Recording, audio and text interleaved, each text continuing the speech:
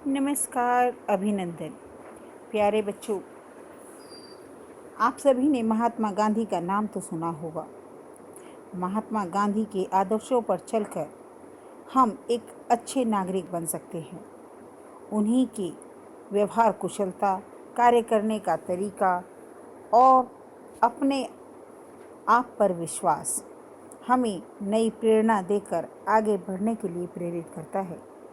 आज के इस पाठ नौकर में भी हम उनके बारे में, उनकी दिनचर्या, उनके व्यवहार, उनके कार्य करने के तरीके के बारे में जानेंगे और सीखेंगे कि किस प्रकार अपने आदर्शों पर कायम रहकर और अपने कार्यों को स्वयं कर व्यक्ति निरंतर प्रगति के पथ पर आगे बढ़ता है और सम्मान प्राप्त करता है। जी हाँ, आश्रम में रहते हुए गांधी जी बहुत सारे काम किया करते थे जिन्हें प्रायः नौकरों चाकरों से करवाया जाता था।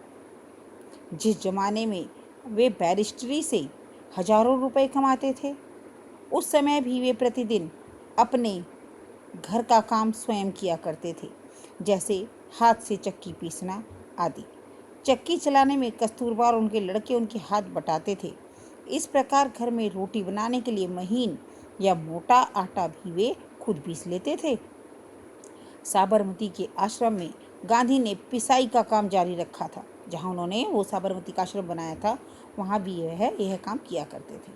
वे चक्की को ठीक करने में कभी कभी घंटों मेहनत किया करते थे। एक बार एक आश्रम में आटा कम पड़ गया, तो आटा पिसवाने के लिए गांधी जी स्वयं तैयार हो गए कि मैं पीसूंगा या मैं मदद करूंगा। ऐसे महान व्यक्ति को देखकर सभी आश्चर्य में पड़ जाया करते थे। शारीरिक मेहनत का काम करते गांधी जी को कभी शर्म नहीं आती थी। एक बार कॉलेज के कुछ छात्र उनसे मिलने आए। वे अंग्रेजी में बोला करते थे।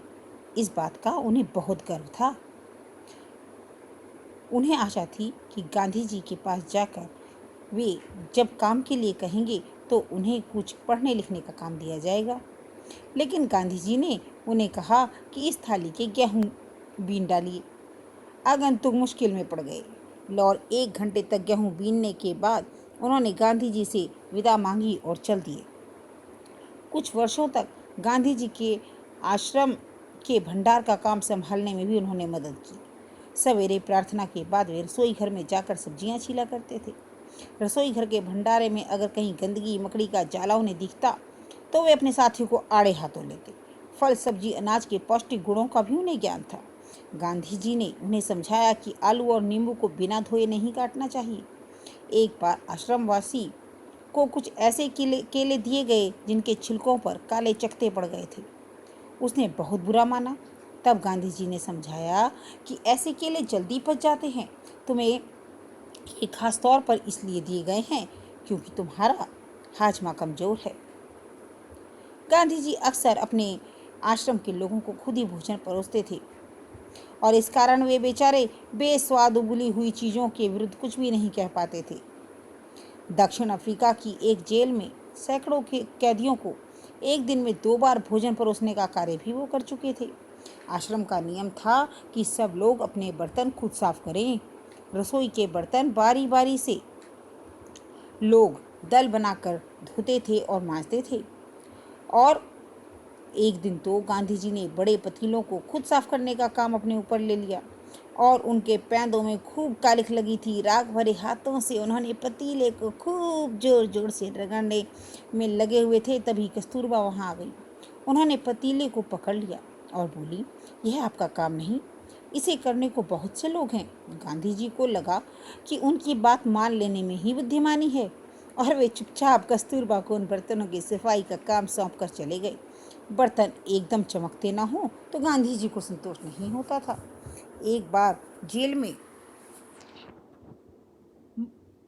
उनको जो मददगार मिला उसके काम से वो असंतुष्ट थे और खुद कैसे लोहे के बर्तनों को मांझ कर चांदी सा चमका सकते हैं उन्होंने दिखाया।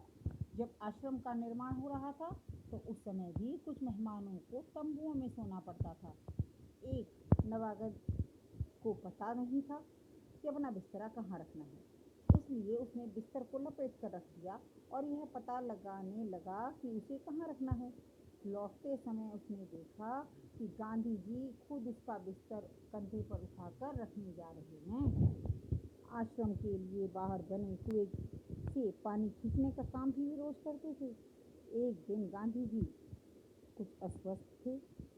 चक्की पराठा पीसने के काम में वो हाथ बटा चुके थे। उनके साथी ने उन्हें थकावट से बचाने के लिए आश्रम वासियों की सहायता से सभी छोटे बड़े बर्तनों में पानी भर डाला। गांधी जी को यह बात बिल्कुल पसंद नहीं आती। उनके मन में ठेस लगी। उन्होंने बच्चों के नहाने का एक टब उठाया और कुएं से उसमें पानी भरकर टब को सिर पर उठाकर आश्रम में ले आए और बेचारे कार्यकर्ता को उसमें पछतावा हुआ। शरीर से जब तक बिल्कुल लाचारी ना हो तब तक गांधी जी को यह बात बिल्कुल पसंद नहीं थी कि महात्मा या बूढ़े होने के कारण अपने हिस्से का दैनिक शारीरिक श्रम उन्हें ना करना पड़े। उनमें हर प्रकार का काम करने की अद्भुत क्षमता थी। थकान का नाम नहीं था। दक्षिण अफ्रीका में बोअर युद्ध के दौरान उन्होंने घायलों को स्ट्रेचर पर लादकर एक दिन में 25-25 मील तक ढोया था।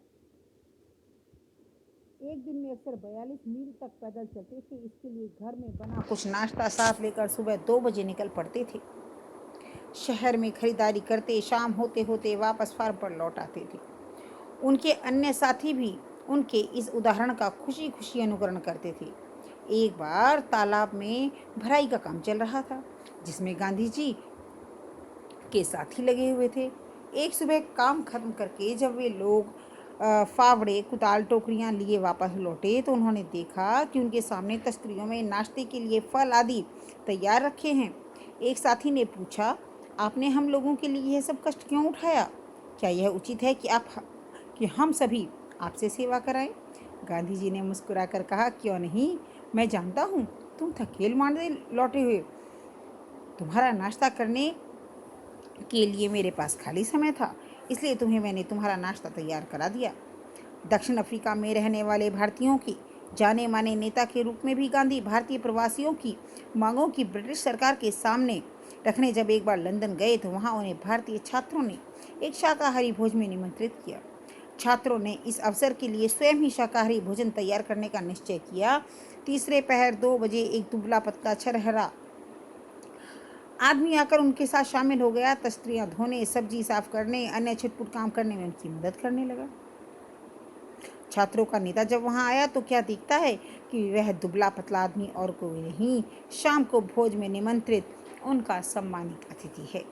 गांधी जी दूसरे से काम लेने में भी बहुत सख्त थे, लेकिन अपने लिए दूसरों के काम कराना उन्हें बिल्कुल नापसंद था। एक बार राजनीतिक सम्मेलन में गांधी जी जब अपने डेरे पर लौटे, रात हो गई। सोने से पहले अपने कमरे का फर्श बुहार रहे थे। उस समय रात के 10 बजे थे। एक कार्यकर्ता ने दौड़कर गांधी जी के हाथ से बुहारी ली। तब गांधी जी ने गांवों का दौरा कर रहे होते। उस समय रात को यदि लिखते समय लालटेन का तेल खत्म हो जाता तो वे चंद्रमा की रोशनी में ही पत्र पूरा करते, लेकिन सोते समय किसी थके हुए साथी को नहीं उठाते थे। अपने शिविर में केवल 2 आदमियों को रहने की अनुमति दी थी। उन दोनों को यह मालूम नहीं था कि खाखरा कैसे बनाया जाता है। इस पर गांधी जी स्वयं रसोई में जा बैठे। निपुण रसोइयों की तरह उन्होंने खाखरा बनाने की विधि बताई। इस समय गांधी जी की अवस्था 78 वर्ष की थी। गांधी जी बच्चों से भी बहुत प्रेम करते थे। अपने बच्चों के जन्म के 2 माह बाद उन्होंने कभी किसी दाई को बच्चे की देखभाल करने के लिए नहीं रखा। वे मानते थे कि बच्चे के विकास के लिए माँ बाप का प्यार और उनकी देखभाल ही आवश्यक है। वे माँ की तरह बच्चों का ध्यान रखते थे, खिला पिला कर बहला सकते थे। दक्षिण अफ्रीका में जेल से छूटने के बाद उन्होंने देखा कि उनके मित्र की पत्नी श्रीमती पोलक बहुत दुबली और कमजोर हो गई हैं। उनका बच्चा उन्हें चैन नहीं लेने देता, रो रो कर जगाए रखता है। गांधी जी जिस दिन लौटे उसी दिन रात में उन्होंने बच्चों की देखभाल का काम अपने हाथों ले लिया। सारे दिन मेहनत करने के बाद, सभाओं में भाषण देने के बाद 4 मील चलकर गांधी जी कभी कभी रात को 1 बजे घर पहुंचते और बच्चे को श्रीमती पोलक के बिस्तर से उठाकर अपने बिस्तर पर लिटा लेते। वह चारपाई के पास एक पानी का बर्तन रख लेते ताकि यदि बच्चे को प्यास लगे तो उसे पिला सकें, लेकिन उसकी जरूरत ही नहीं पड़ती थी। बच्चा कभी नहीं रोता, उनकी चारपाई पर आराम से सोता। एक पखवाड़े तक माँ से अलग सुलाने के बाद बच्चे ने माँ का दूध छोड़ दिया। गांधी जी अपने बड़ों का बड़ा आदर किया करते थे। दक्षिण अफ्रीका में गोखले गांधी के साथ ठहरे। इस समय गांधी ने अपने उनके दुपट्टे पर इस्त्री की, पर उनका बिस्तर ठीक करते, उनका भोजन परोसते, पैर दबाने को भी तैयार रहते। गोखले बहुत मना करते, लेकिन गांधी जी नहीं मानते। महात्मा कहलाने से बहुत पहले एक बार दक्षिण के अधिवेशन में उन्होंने गंदे पखाने तक भी साफ किए थे। और उन्होंने एक बड़े कांग्रेसी नेता ने जब उनसे पूछा था, मैं आपकी क्या सेवा कर सकता हूँ, तो नेता ने कहा, मेरे पास बहुत से पत्र इकट्ठे हो गए हैं जिनका जवाब देना है। मेरे पास कोई कारकुन नहीं है जिसे यह काम दूं। क्या तुम यह काम करने को तैयार हो? गांधी जी ने कहा, जरूर, मैं ऐसा कोई भी काम करने को तैयार हूँ जो मेरी सामर्थ्य से बाहर ना हो। यह काम उन्होंने थोड़े ही समय में समाप्त कर दिया। इसके बाद उन्होंने उन नेताजी की कमीज के बटन आदि लगाने और उनकी अन्य सेवा का काम खुशी से किया। जब कभी आश्रम में किसी सहायक को रखने की आवश्यकता होती तो गांधी जी किसी हरिजन को रखने का आग्रह करते। उनका कहना था, नौकर को हमें वेतनभोगी मजदूर नहीं, अपने भाई के समान मानना चाहिए। इसमें कुछ कठिनाई हो सकती है, कुछ चोरियां हो सकती हैं, फिर भी कोशिश सर्वथा निष्फल नहीं जाएगी। उन्हें यह मालूम ही न था कि किसी को नौकर की भांति कैसे रखा जाता है। एक बार भारत की जेल में उनकी कई साथी कैदियों को उनकी सेवा टहल का काम सौंपा गया।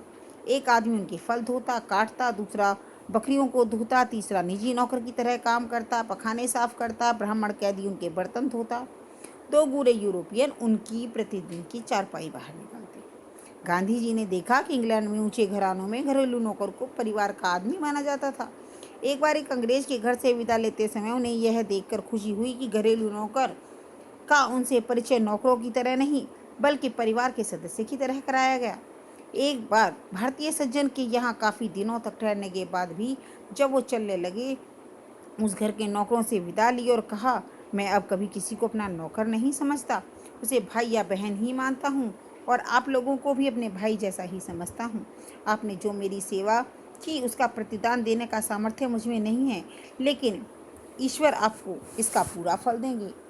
इस प्रकार हम कह सकते हैं बच्चों कि महात्मा गांधी अपने काम स्वयं करते थे, श्रम में विश्वास रखते थे और सभी के प्रति उदारता की भावना रखते थे। ऐसा हमें भी करना चाहिए और एक व्यवहारिक कुशल व्यक्ति बनना चाहिए। आज के लिए इतना ही। धन्यवाद।